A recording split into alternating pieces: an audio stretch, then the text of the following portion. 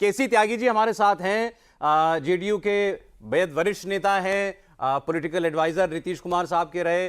बहुत स्वागत सर आपका हमारे इस प्रोग्राम में। मैं एक चीज और सर अर्ज कर दूं, इस प्रोग्राम में एक शर्त होती है सर, रोज हम कहते हैं छुपाना कुछ नहीं सर, बस अंदर का सब कुछ बता डालना है यार। मैं समझ सकता हूं कुछ तो मजबूरी हो सकती है, लेकिन फिर भी कोशिश, बस आज हमारा कार्यक्रम। प्रारंभिक संबोधन में मैं एक चीज कहना चाहता हूं अपने तीनों ही मित्रों से। दीपक जी हैं, रामकृपाल जी, हमारे साथ स्वागत आपका सर। कि नीतीश कुमार के व्यक्तित्व को लेकर के कुछ टिप्पणियां होती हैं। प्रधानमंत्री खुद कई अवसरों पे कह चुके हैं, उनके राजनीतिक विरोधी रहे हैं, कि लोहिया और जेपी और जॉर्ज के बाद सबसे ईमानदार जो सोशलिस्ट है वो नीतीश कुमार है। एक दूसरा, राजनीतिक अस्थिरता के इस दौर में सबने गठबंधन बदले। बीजेपी ने, जिसका जन्म जम्मू कश्मीर में हुआ था कि जहां कुर्बान हुए मुखर्जी वो कश्मीर हमारा है, उन्होंने शेख अब्दुल्ला की पार्टी से भी गठबंधन किया, उन्होंने महबूबा मुफ्ती की पार्टी से भी गठबंधन किया, जिनका कहना है कि यहाँ करेंसी भी इंडिया की नहीं चलेगी। तो मैं तो चूंकि मैं उस पार्टी में हूँ और हम 48 साल से मित्र भी हैं, पार्टी में भी हैं जी, तो ये राजनीतिक अवसरवादता तब होती है जब आप एक गठबंधन तोड़ के दूसरे में जाके कोई बड़ा पद प्राप्त करते हो। मेरे को एक चीज बताइए सर जी, आप कोई पढ़ पाते हैं कि नीतीश कुमार अगला गठबंधन किससे करेंगे? सिर्फ ये बताइए मुझे। आप तो 40 साल पुराने दोस्त। अब जो है, अब हम लोगों की ना तो अवस्था बची है ना परिस्थितियां ऐसी हैं कि हम गठबंधन से बाहर आए। क्योंकि जब हमारी उम्र थी तो हम तो इससे भी जल्दी तोड़ते थे। डॉक्टर लोहिया की एक किताब लिखी हुई, रामकृपाल जी ने देखी होगी, सुधरो या टूटो। तो सुधरते तो हम थे नहीं, इसलिए टूट जाते थे। ठीक है, इसलिए दीपक जी जैसे जो हमारे मित्र हैं जी, वो कहते रहते हैं कि ये 2 साल इकट्ठे नहीं रह सकते, फिर 6 महीने अलग नहीं रह सकते, फिर आ जाते। खैर, नीतीश कुमार जी एनडीए से जब बाहर आते हैं, उस समय मोदी जी से ताकतवर नेता देश में कोई नहीं है, 303 एमपी। उनको छोड़ करके कोई नई चीज उन्होंने हासिल नहीं की। मुख्यमंत्री पद पर भी वो रहे, संख्या उनकी कम क्यों रही ये भी सवाल उठाते हैं। तो हमारे मित्र थे रामविलास जी, उनके सुपुत्र हैं, आजकल हमारे साथ हैं, उन्होंने लगभग 80 सीटों पर हमारे खिलाफ कैंडिडेट खड़े किए और अपने आप को मोदी जी का अनुमान बता दिया। तो उसमें हमें काफी नुकसान हुआ। खैर, let us forgive and forget. मेरा एक पॉइंट ऑफ ऑर्डर है, आप बात पूरा करिए फिर मैं पूछूंगा। मैं ये पूछना चाहता हूँ, क्या ये सच नहीं है कि नीतीश कुमार खुद संयोजक बनना चाहते थे, प्राइम मिनिस्टर? सर आ रहा हूँ दीपक जी, आ रहा हूँ, आता हूँ उस पर आइए, क्योंकि फिर हम लोग पहले भेद खोल देंगे, सारे राज खोल देंगे। नहीं खोलना सर, पहले शुरुआत करते हुए पहले तो एक बात आप क्लियर कर दीजिए। इनसे आपसे मैं इसलिए पूछ रहा हूँ, आज आप एनडीए में, तो लोगों को लगेगा कि ये सवाल एनडीए वालों से क्यों पूछ रहे हो। नहीं, त्यागी जी वो आदमी हैं, अगर इस सवाल का जवाब एनडीए के लिए अप्रिय भी होगा तो वो अप्रिय जवाब भी देंगे, लेकिन सच्चा जवाब देंगे। मैं तो कह चुका हूं बस। ये सर क्या एक तरफा इलेक्शन है वाकई में? ये 400 वाला इलेक्शन है क्या? जब इंडिया गठबंधन बना था उस दिन चुनाव था देश के अंदर। महाराष्ट्र में भी चुनाव था, एनसीपी नहीं टूटी थी। बिहार में हमर लालू जी पहले भी काफी इफेक्टिव रहे हैं। उत्तर प्रदेश में सपा बसपा अगर होते तो भी चुनाव था। लेकिन एक तो सारे राज्यों में टूट फूट हो गई, और दूसरा ये एक हुनरमंद और विश्वसनीय कोई चेहरा देश में बचा नहीं है।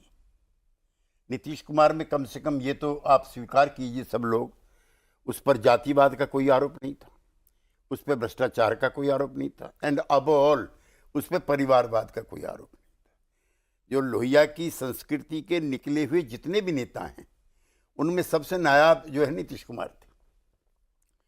अब मैं असली बात पर आता हूं जो आपने पूछी है। जिस समय नीतीश कुमार जी बाहर आए हैं, वो दौर चल रहा है गैर कांग्रेसी और गैर बीजेपी राजनीति का। लोगों को जो गैर बीजेपी दल हैं वो बीजेपी से तो अलग ही हैं, उन्हें कांग्रेस में भी एतबार नहीं। अच्छा, याद करो के चंद्रशेखर राव, ममता बनर्जी, अरविंद केजरीवाल और अखिलेश यादव, ये जितने बीजेपी से दूर हैं उतने ही दूर ये कांग्रेस से। ठीक।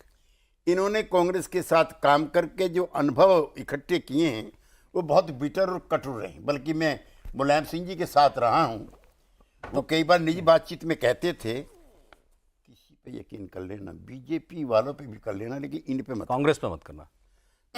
लेकिन देवीलाल जी की जयंती है 27 सितंबर को हिसार में और 2022 में। ठीक। नीतीश जी हैं उसमें, नीतीश जी नहीं जाते, नीतीश जी हैं उसमें, तेजस्वी यादव हैं, मैं भी आमंत्रित हूँ, मैं भी देवीलाल जी काफ़ी करीब रहा हूँ, सीताराम येचुरी हैं, डी राजा हैं, शेख अब्दुल्ला, फारूक अब्दुल्ला हैं, प्रकाश सिंह बादल हैं और बहुत सारे नेता हैं। वहाँ पहली बार नीतीश कुमार बोलते हैं कि तीसरा मोर्चा जो बना रहे हो ये भाजपा की मदद करेगा, भाजपा का विरोध नहीं करेगा। मैं हाथ जोड़ करके निवेदन करता हूँ, ये वर्ड है कि पहला मोर्चा बनाइए अगर बीजेपी से मुकाबला करना है, और अपना गैर कांग्रेसवाद छोड़िए। जो जन्म है नीतीश कुमार का राजनीति में वो गैर कांग्रेसवाद की राजनीति से है, जो डॉक्टर लोहिया और जयप्रकाश नारायण के द्वारा निर्मित है। जी। वहां से लौट के आते हैं दिल्ली, लालू जी और नीतीश जी सोनिया जी कहे जाते हैं, राहुल जी कहे जाते हैं कि आपकी पार्टी बड़ी है, आप इसमें लीड लीजिए, चुनाव का वक्त आ रहा है। तो जाहिर है बड़ी पार्टी के नाते उनको कहा गया 8 महीने तक न सोनिया जी का कोई फोन है और न राहुल जी का। नीतीश जी फिर सक्रिय होते हैं और वो अरविंद केजरीवाल जी के पास जाते हैं कि गैर कांग्रेसवाद छोड़ो। ठीक है। केजरीवाल को आप लोगों ने मनाया है जी, केजरीवाल जी को आप लोगों ने मनाया सिर्फ और सिर्फ हम लोगों ने कि कांग्रेस के साथ आओ। हाँ, अच्छा। सिर्फ हम लोगों ने। ठीक है। अखिलेश यादव जी को, ममता बनर्जी को, उनके सामान्य शिष्टाचार के रिश्ते भी नहीं थे, जिस तरह से उनका सदन में नेता प्रतिपक्ष बनकर के और सिर्फ ममता जी के खिलाफ बोलते थे। के चंद्रशेखर राव जी ने मना कर दिया कि मैं आपके साथ नहीं आऊंगा, ठीक है, मैं अपनी राजनीति जारी रखूंगा। फिर पटना में मीटिंग होती है पहली, और सोनिया जी के बराबर में केजरीवाल जी बैठे हैं, राहुल गांधी जी के बराबर में अखिलेश यादव बैठे हैं, और इन सब के बीच में ममता दीदी बैठी हैं। और बीजेपी के खिलाफ एक बड़ा पार्टी बनाने का, बड़ा मोर्चा बनाने का, कॉमन मिनिमम प्रोग्राम का एक खाका तैयार होता है। उसी बीच में कई राज्यों में विधानसभा के चुनाव आ जाते हैं और कर्नाटक में इनकी पार्टी की जीत हो जाती है। फिर वहाँ एक मीटिंग होती है कर्नाटक में 8 महीने बाद, फिर 8 महीने बाद पटना के बाद बेंगलुरु में हुई मीटिंग, बेंगलोर में मीटिंग, बेंगलोर में हुई। अब जो आपने बीच में सवाल किया, मैं उस पर आना चाहता हूं। नीतीश कुमार जी से अच्छा संयोजक रीजनल आउटफिट में कौन हो सकता था? जो होता वो जेल में जाता भ्रष्टाचार के आरोप में, जैसे सब जा रहे हैं आजकल। अकेला नीतीश कुमार है जिस पे इनकम टैक्स का कोई छापा। सबसे मुखर विरोधी कभी मोदी जी के नीतीश कुमार रहे, उन पर तो कभी छापा नहीं पड़ा। और इससे मेरी एक और बात साबित होती है कि बदले की भावना से नहीं, माल जिसने इकट्ठा किया उस पर छापे पड़ रहे।